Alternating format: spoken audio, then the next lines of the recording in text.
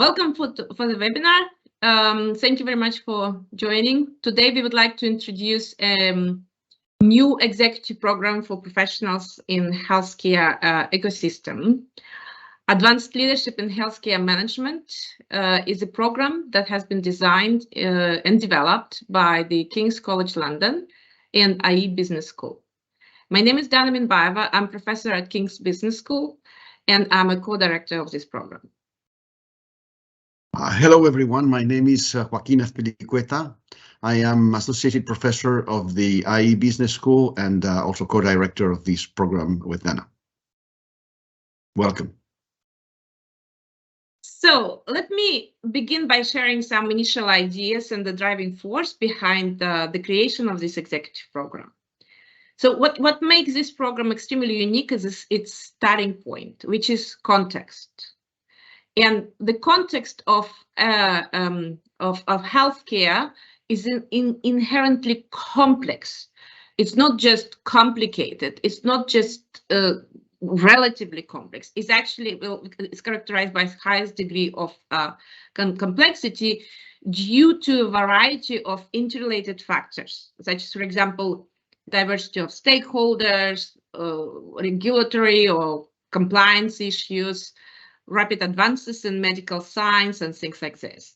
So, and at the same time, that very complex context would also slow down innovation, or I don't know, stakeholders could have a competing agenda, and very often changes that brought by the advances in medical science are not very sustainable in terms of longevity.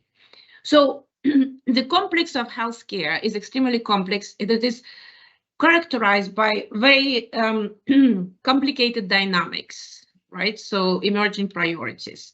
So what we decided to do for this executive program is to actually start with a deep dive into complexity science in order to understand the context. So you could say it's not just yet another leadership program that just happened to be contextualized in the healthcare ecosystem. No, we actually turn the other way around. We start with the healthcare ecosystem, and we try to understand the driving forces of that complexity.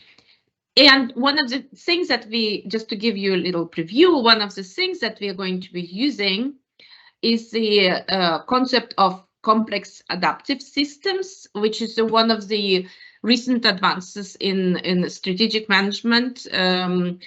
So this, you can see the small visual representation on the right hand of this slide. So complex adaptive systems are characterized by diverse agents interacting with each other continuously and capable of undergoing spontaneous self-organization. So whatever is happening within this complex adaptive system is never linear. It's not linear. So we cannot really, you could say, predict the past or predict the future by looking at the past, right? So all elements of complex adaptive systems are interacting kind of at the same time, forming new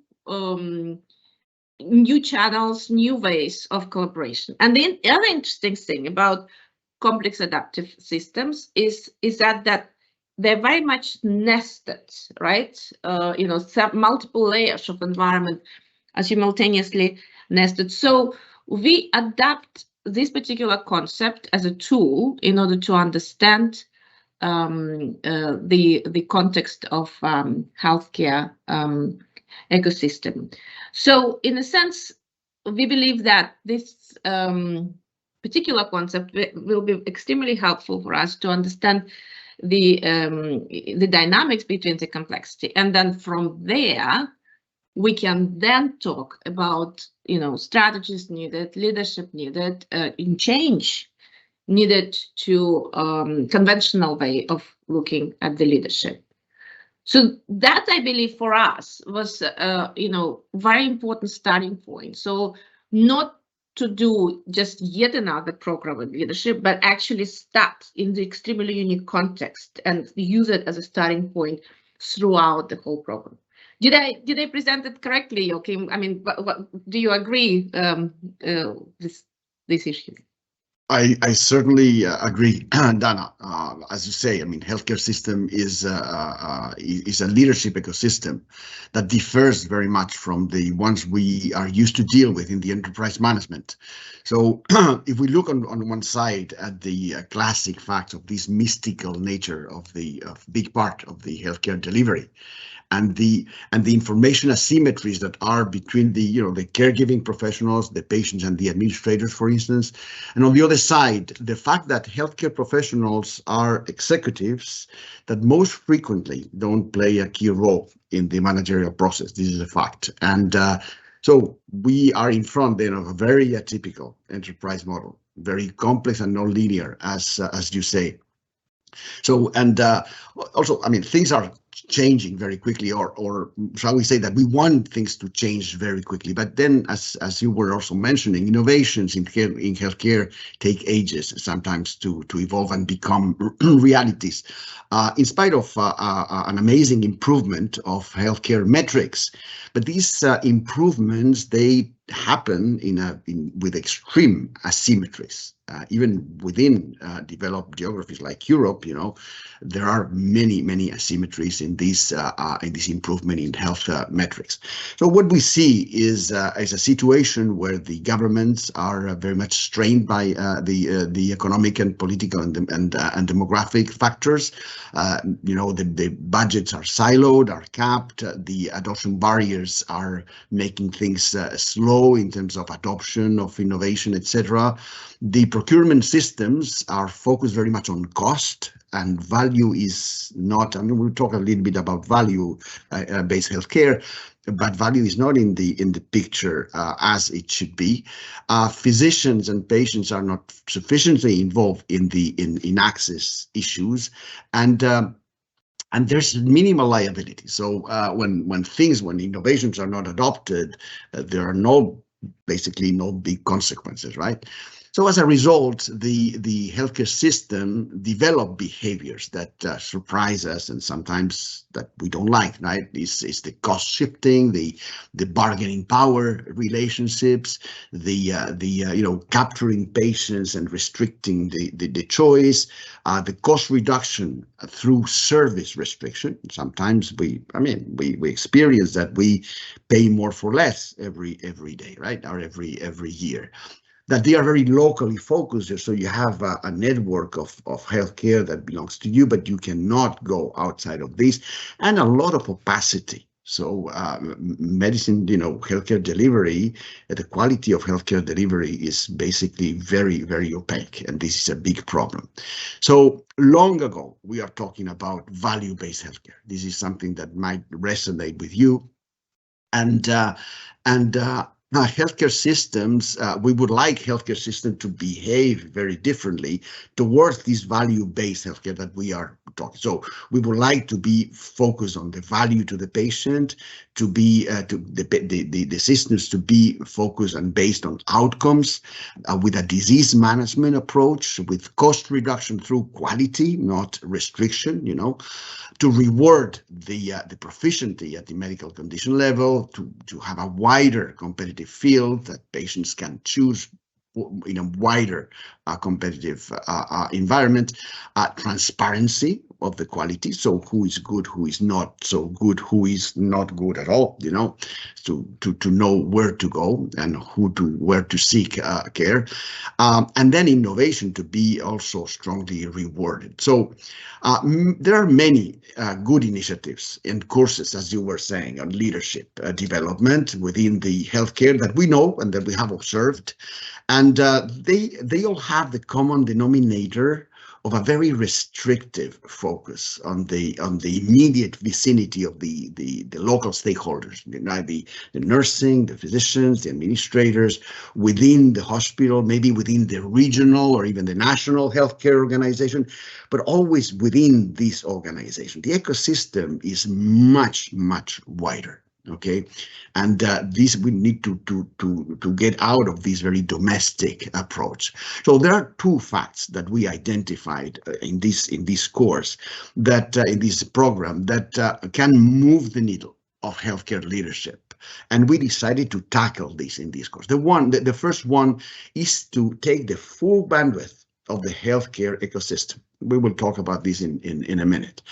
And second is the activation of the stakeholders. We keep talking about stakeholders in healthcare, and stakeholders are, by definition, they are people or groups, organizations, etc., that are either actively involved or that are passive targets of a given situation, right? So there's an enterprise that is producing pollution, whatever, and then the population is a stakeholder because it will receive the consequence of this, but not necessarily these stakeholders are active.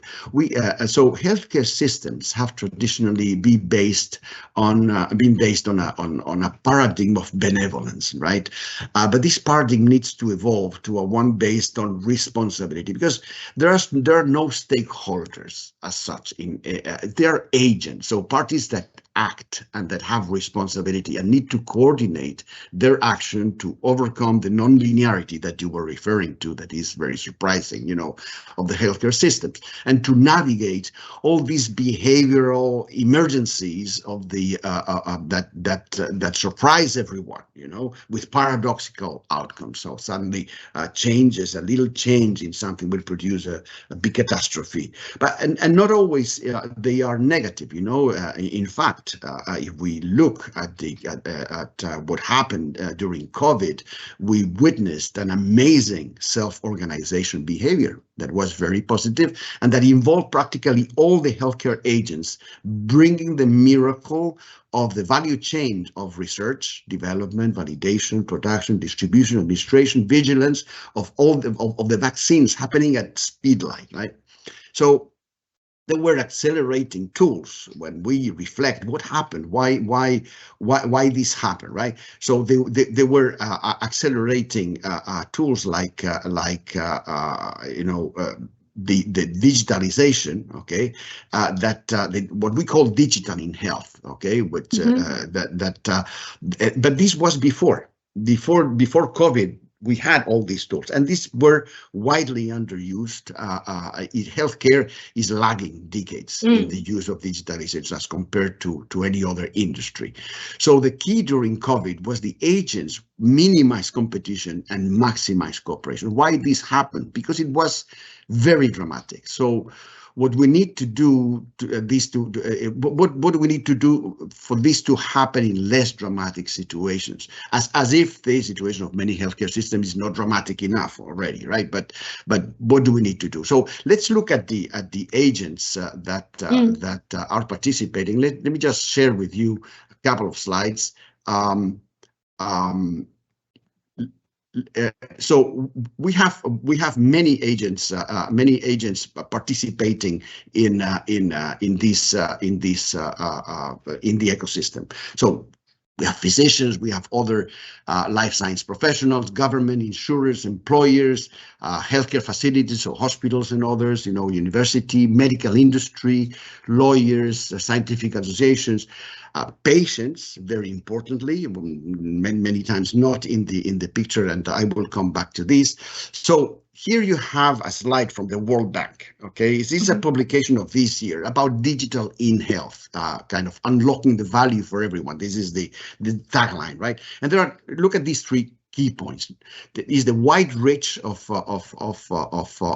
patients, the data sharing in real time, in the avoidance of duplication. Let's just pick these three to simplify. And this we want all these to achieve more access, to have better care, and to have less financial stress. We all want this. So why is this such a chimeric goal? And so the agents, they are incentivized by achieving those goals, but some might suffer or simply will not be affected. So when this happens, some of the agents will benefit, some of the agents will need to adapt and maybe even lose momentarily in what is their own reality, and some others will remain the same. So they will have synergistic, neutral, or competitive position, creating or facilitating, facilitating or being frictional in the relationships. So if we look, and this is a naked eye evaluation of such relationships regarding this digitalization in care. And this is something that I created myself in two wide apart healthcare systems. Spain, which has high similarities with UK, and the US, and we can see how the map is widely different. You see a lot of red on one side in the upper right, and much more green on the down left side. If we simplify this and we take the agents that have most executive power, we can even see it even more. So this will not make or break, but will modulate very much the behavior. So why are the King's College and the IE developing this program?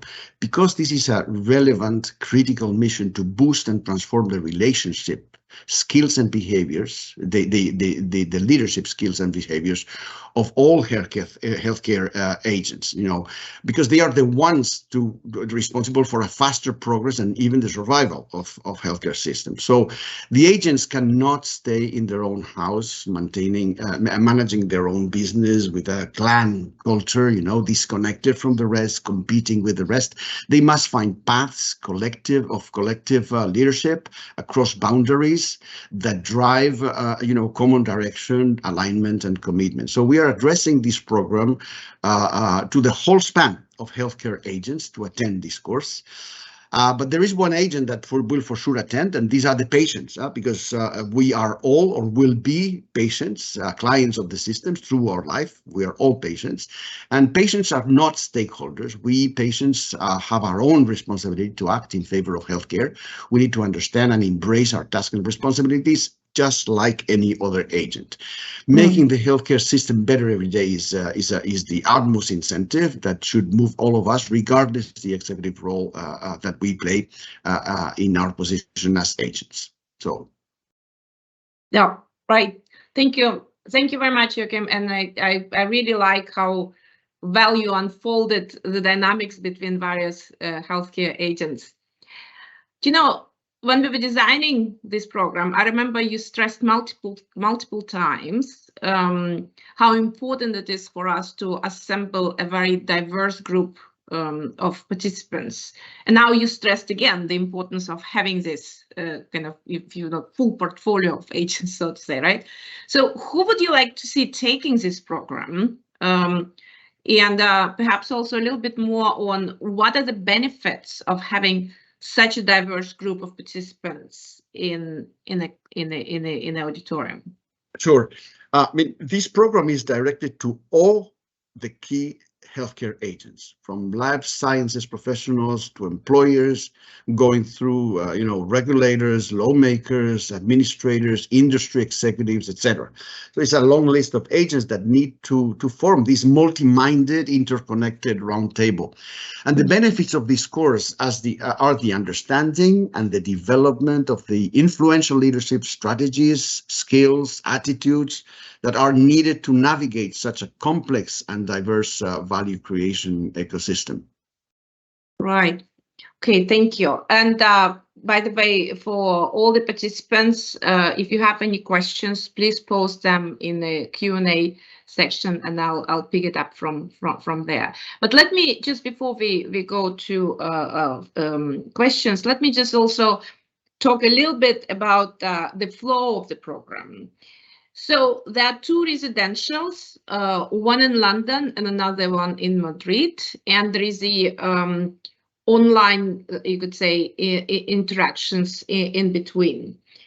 And if we start with, I'll start with the residential in Madrid, and then I'll let you, Joachim, to talk about. Sorry, I will start with residential in London, and then I'll let you, Joachim, to talk about residential in Madrid. So during the first residential, and it's going to be at King's College London, we will focus on 3 megatrends that serve both as the disruptors and enablers. So meaning that they are challenges and opportunities at the same time, right? Because remember that emergence and non-linearity. So we will be focusing on things like digital technology, including AI, sustainability, encompassing also economic sustainability, and EDI as an equity, diversity, and inclusion environment that we also need to take into consideration. So we will have a faculty from King's College London, various faculties. First and foremost, of course, healthcare and healthcare engineering, but also our public sector researchers and among others. So we will also have live cases. We will have business challenges brought by our partners, companies, public organizations representing the vibrant London-based healthcare ecosystem. And at the end of a first residential, we will introduce and equip our participants with CAAS as a complex adaptive system toolbox and present very uniquely developed methodologies to work with, you could say, challenges that our participants are facing. At the same time, at the very end of the first residential, we will invite our participants to start working on their game changer project. So that value creation bit that you see in the middle, the one that's going to be delivered through online interactions, that's actually the time which is devoted for working on own game-changing projects, right? So challenges or strategic issues, strategic leadership issues that participants are facing in their everyday. And then we are moving to Madrid for the second residential. So Joachim, do you want to say a couple of words Sure. about what are we planning at IE? Sure, thank you, Dana. The residential part in Madrid will have 3 key elements. In the first place, the healthcare interactions management and understanding. Second, the change management in this context of complexity and lack of peremptory authority. So you have to change, but without having this power to change, you have to influence. And the value creation strategies in healthcare, which is a very, very important factor. And again, in the same way, will be with local and maybe some external faculty in Madrid with interactive methods. So you will be, the participants will be exposed to a very interactive program. Right. And I, at the end of the residential, if I remember correctly, we will have kind of a live presentation of game-changing projects. Yeah, exactly. and like, discussions, feedback, action plan, something that our participants would be able to, plug and play into action once they come back home. Exactly. And to that extent, I think that these individual game-changing projects are the core of the whole program, right? So that we actually kick off already from the very beginning and then go through the whole program. It is in these projects are intellectual core. It's something that will give continuity through various elements, but it's something that extremely relevant and hopefully useful for our participants so that they could actually start working with that immediately. Now, there is a question is why the program is relatively short. In a sense, you could say it's quite in terms of duration. So let me maybe offer my perspective, Jörg, and then Joachim, you can add to that. Well, in a sense, when we designed the program, or we designed it to be both ambitious and in terms of its a kind of a message, but also extremely practical, right? And that's, I think, why it is relatively short, in the sense that our aim is to change conventional thinking. Our aim is to equip participants with innovative tools and encourage them to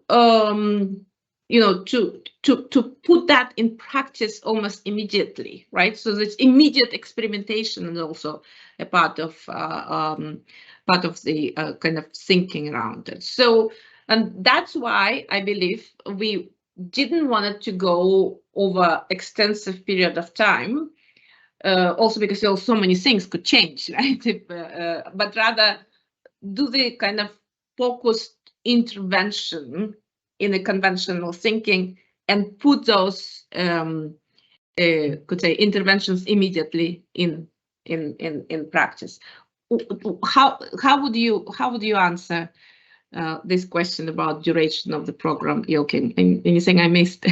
Yeah, absolutely. I mean, this program, unfortunately, will not solve all the problems, right? I mean, we don't try to have solutions for everything, because this is a very complex thing. So we need to focus in a very succinct and very practical way on what are the elements that will make any healthcare agent succeed in weathering these relationships and these conflictive relationships that are in the field, right?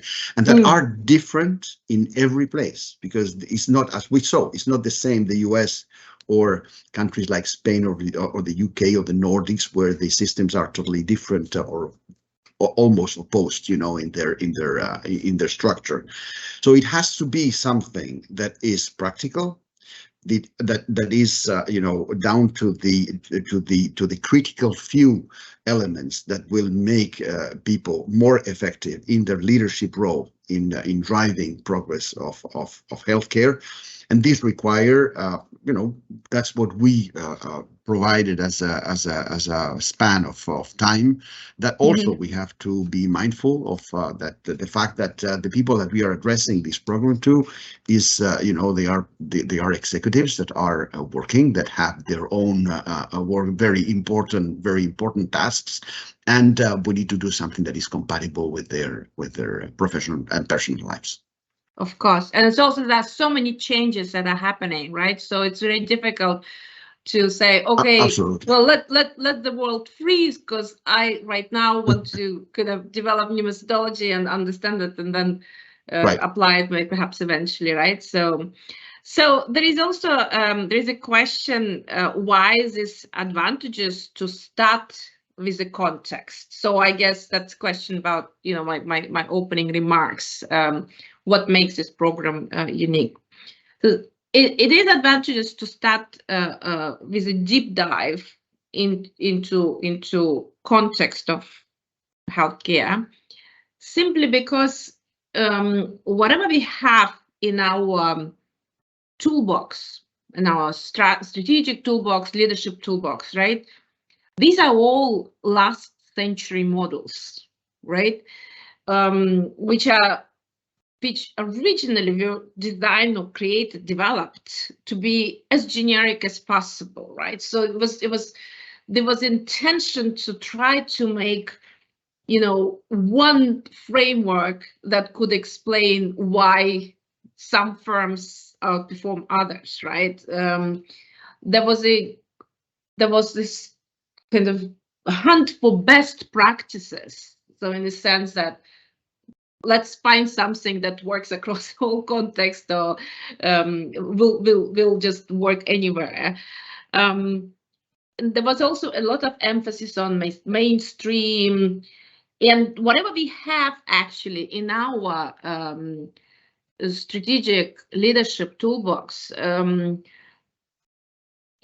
is actually based on the assumption of stable structures, perhaps permanent organizations, right? Bureaucracy, some kind of a pipeline logic.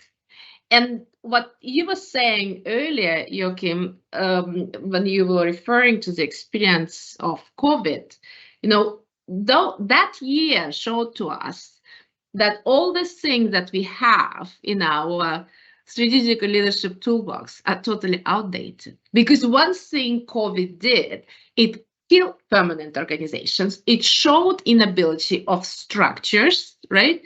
And actually showed that there is lots of other ways of managing and leading for creation of for value creation. So this is why we want to start this deep dive in the context to understand the logic of interaction, to accept a part of self-organization that you were talking about, to start with the idea that there is the emergence and self-organizations and ever growing, so to say, so that the change is not unfreeze, change, refreeze, change and adaptations that actually now the mainstream, and there are blurred boundaries. And in order to function with a kind of a not pipeline but more platform logic, we have to be focusing on solving, challenges and problems of other agents in this ecosystem, and not just our own. So this is why I believe starting with the context is crucial for the program that doesn't want to be yet another leadership program. What are your thoughts on this, Joachim? Well, first of all, Dana, this is a unique program. This is a program that I have not seen anywhere, and we are really building something that is a unique value proposition. I think that there are many very good takeaways from this program. The first is that people will meet a faculty and a program that is a breakthrough in leadership development in healthcare, as it puts together all the diversity of power and influence in healthcare. It will be there, and this is something that no program is doing. The second is that the opportunity to work through the program with participants that comprises the full diversity of healthcare agents. We want to have a set of participants that cover all the span of the ecosystem, and these are those that they will meet and interact with right after they leave the course. So this is a unique learning and networking experience, both, because the networking part is also very important. But I think that this is what makes this program extremely powerful, very practical, very meaningful, and unique. Indeed, and I'd like to remind participants that if you have any questions, please put them in the Q&A box that is kind of located just next to all other buttons on your Teams screen. And there is actually a question about the aha moments, in the sense that you already started talking. I think I would probably add just one more, also for the kind of individual manager, individual leader perspective, right? In the sense, and again, what we've observing, particularly post-COVID, is the enormous shift from, for example, knowing, for instance, knowing the world, right? So, or having knowledge about something, to making sense of of the emerging reality, right? From forecasting for a future, in the sense that planning, kind of organizing, developing for future, to preparing organizations to meet a noble, right? So to deal with uncertainty. So in a sense, it's not a question if, but it's a question when the next crisis hits.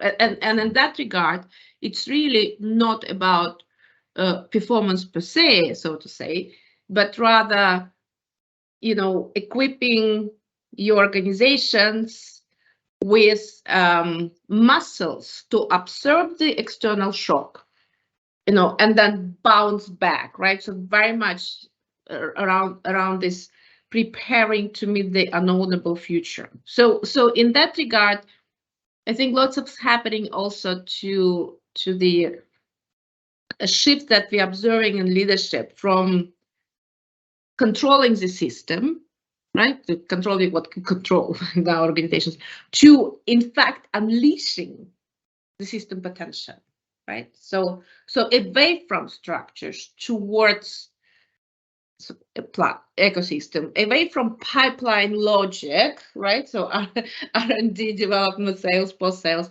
to platform kind of understanding of the relationships.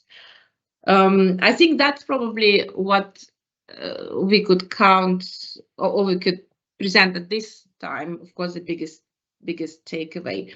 I think the second takeaway, maybe, or at least that's what I see from my perspective, and then Joachim, again, if you'd like to add something. But the second thing is also, we will expose participants to very different voices. So among those live cases, among our speakers, among our kind of those companies and public organizations that will come to us with their challenges, they will be very different. I won't say stakeholders, but I really like how you call them agents, right? There will be different agents who all speak own language and have own mindset, right? So we will create a very unique environment in which it will be possible also to learn and understand how do we all communicate in this big way. So you agree with that? Absolutely.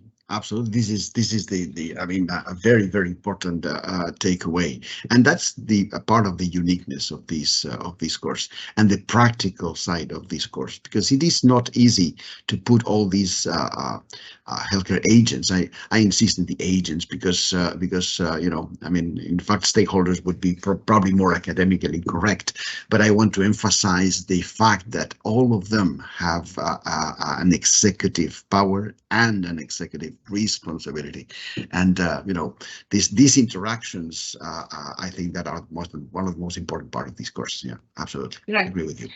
There is also another question which I think you kind of mentioned already, but let's just do once again, whether or not such program available anywhere, and whether it's something that, or it's unique for King's and IE. I could start answering by saying that it's very unique for King's and IE that we actually got together in order to create this program, putting together our, you could say, our strengths, right?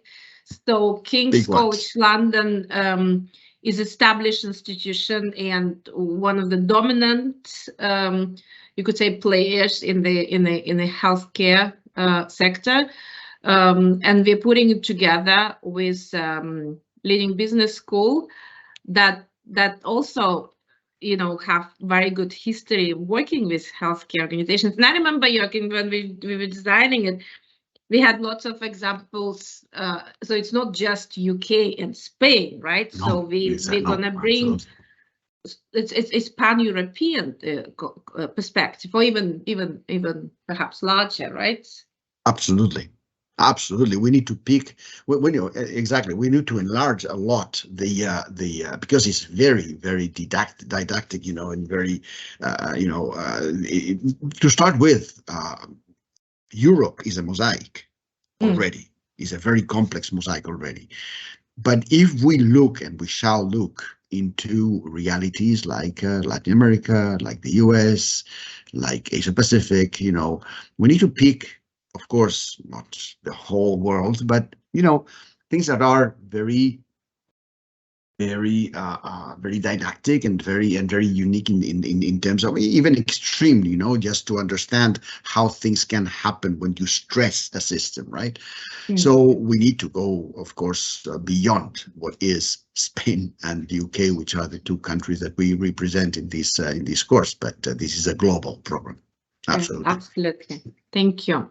And global participants will benefit. Right.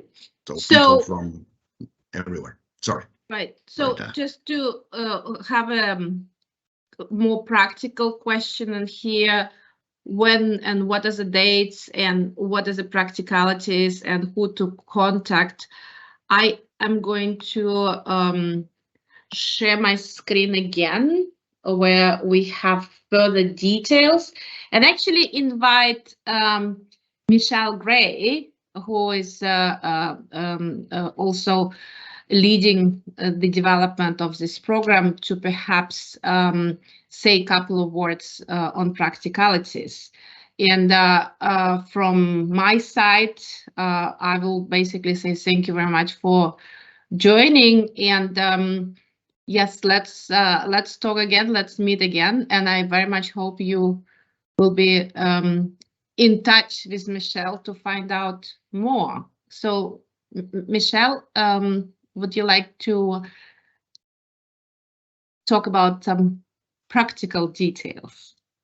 Yes, of course. Thank you, both of you, for what has been a really informative information taster session for what is a very unique program. So on this final slide, we have the dates when your commitment would be required. The face-to-face sessions take place firstly at King's Business School in London between the 20th and 23rd of February, and between the 4th and 7th of June in person at IE in Madrid. In between those dates, there are online sessions, which you see here, and we give you the UK time and Central European time. So it helps you to understand when you need to be available. You'll see my email address and phone number. And one of the things that King's Business School is very particular about is having good one-to-one discussions, either via Teams or face-to-face, with any participants who express an interest in any of our programs. And this is exactly the same for this program today. So if you have any queries, we will be sending a recording through to everyone who's signed up for the webinar. If you need us to talk to heads of learning and development departments or HR to write a business case, I'm very happy to do that as well. So all that remains now is to say thank you for your time and for joining us today. And I hope that we'll see you on the programme next year. Thank you.